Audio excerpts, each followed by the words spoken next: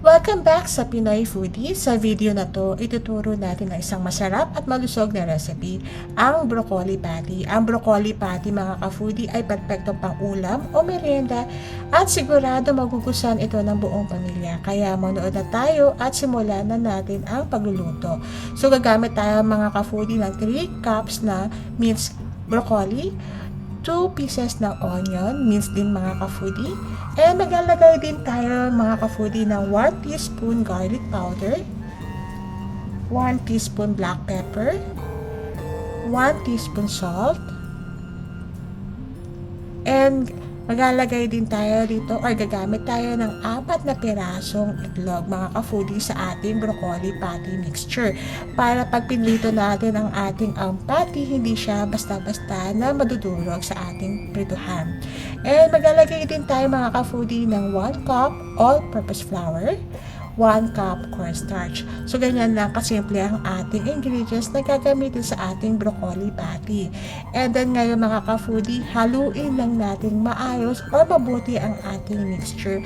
Make sure natin na wala lang puti-puting makikita sa ating mixture.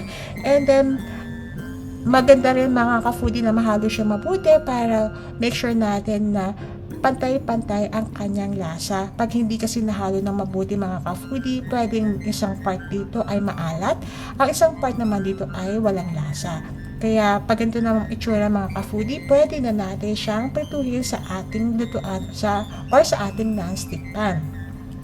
Sa ating non-stick pan mga ka-foodie, naglagay lamang ako ng mantika bago natin prituhin ang ating mixture. Make sure natin na mainit na ang ating mantika mga ka-foodie. So ngayon, gagamit din ako ng 1/4 cup para pantay-pantay ang aking mga patty.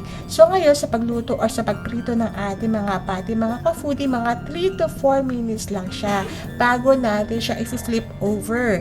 So we have to make sure mga ka-foodie na medyo golden brown na siya ang kabilang side bago natin siya babaliktarin. And itong broccoli patty mga ka-foodie, pwede natin siya i-serve kasama ang paboritong sauce gaya ng ketchup, mayo, o kaya yogurt-based dip mga ka-foodie.